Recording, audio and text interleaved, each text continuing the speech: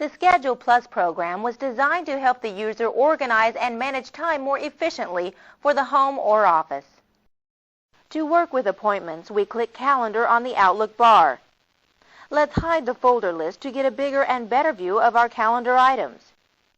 We click the folder list icon and the folder list is hidden. To the right of the Outlook bar is our appointment area. In the upper right of the calendar appointment window is the Date Navigator. This calendar displays the current month and year, along with the current date. The Date Navigator is used to move the appointment book to a different day of the month, or even a different month altogether.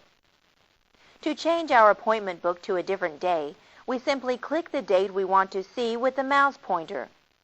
When the new date is selected, notice that the highlighted day is changed and that the appointment book is automatically moved. The arrow buttons on the top sides of the Date Navigator are used to move backward or forward month by month. The Go to Today is the sixth button from the right. When we click on this function with the mouse pointer, the appointment book is automatically returned to the present day. Scheduling with Outlook 97 allows the user to choose from a variety of different views, depending on the type of work being done. In this section, we'll use the current view list to change the appearance of our appointment book and learn to customize the view options to better suit our working needs. Beside the Go to Today button is the Current View drop-down menu. This menu lists the different views available to us. The current view, day, week, month is the default setting and is automatically displayed the first time a schedule file is used. Each of these views consists of various arrangements of one or more of the Schedule Plus elements. For example, the day, week, and month view that we have used so far contains the appointment book, the Date Navigator, and the TaskPad list. Each of these elements is shown in a different area and is separated by split bars. If we want to resize the different areas, we simply drag the split bars to a new location. The amount of information shown in each area will depend on the position of the split bars. To change to a different view, we can click on any of the 4 calendar buttons. We've already clicked to the Go to Today button. Let's click the Week button. It's the 4th button from the right. When we select the Week button, the calendar window changes to show the appointment book, divided into a 5-day work week plus 2 weekend days. Next, we'll click the Month button. It's the 3rd button from the right. This shows a calendar for the entire month. The appointment book provides a fast and easy way to view appointments by the day, week, month, or even year. To assist with this exercise, we'll retrieve a sample calendar file. From the File menu, we'll select Import and Export. We now see the Import and Export wizard. We choose the import from a personal folder file and click Next. Using the Browse button, we locate our Viagrafix Learning Files folder on the C drive and double-click the calendar.pst file. We click Next, and in the Select the Folder to Import from box, we click on Calendar. We click Finish, and the calendar file is imported to the Outlook 97. The new calendar file appears on the screen with the Day button activated. Notice that the time slots of the appointment book appear in 30-minute increments, and the non-work hours are slightly shaded. Now, using the Date Navigator, let's move the appointment book to January 1997 and then select Monday, January 6, with the mouse pointer.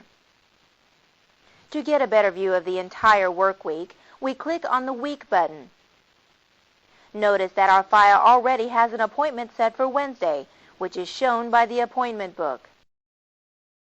There are several convenient ways to schedule an appointment.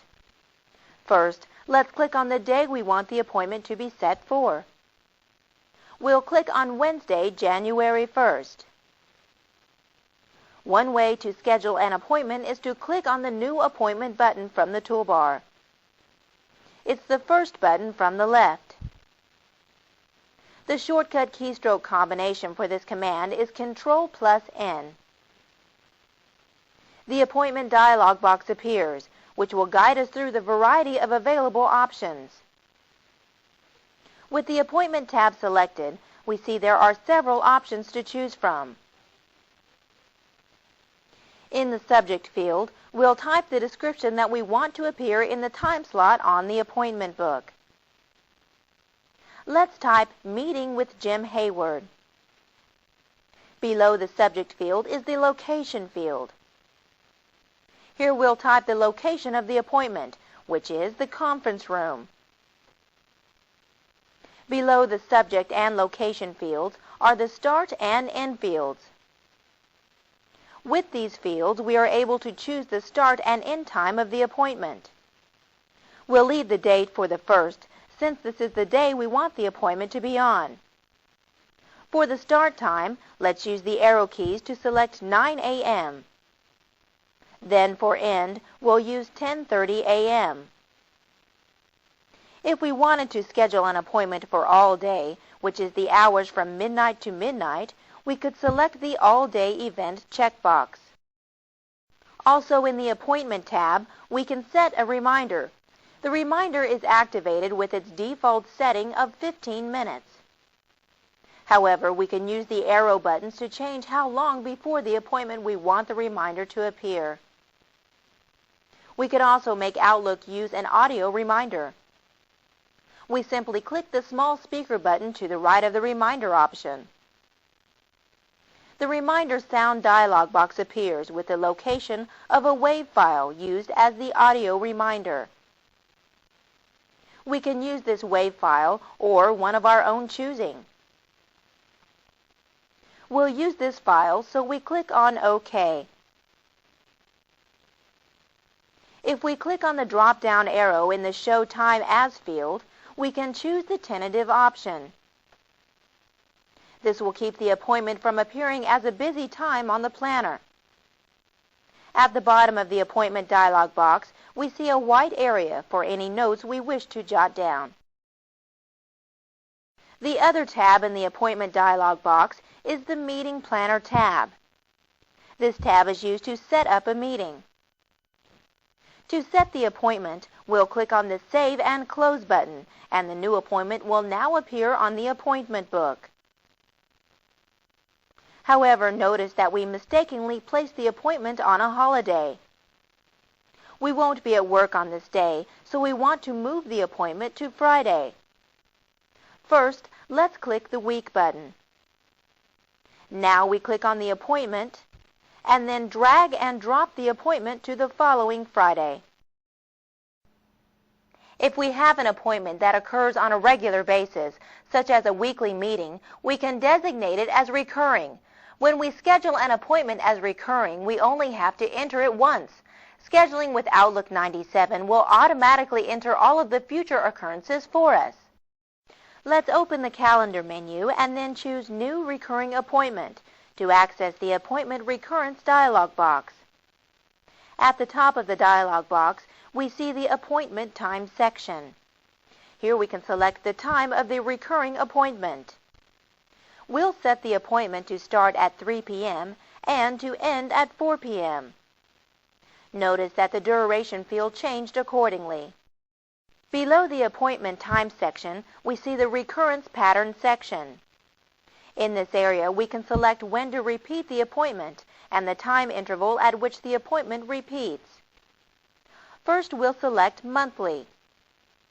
Notice that the options just to the right change to reflect the new options.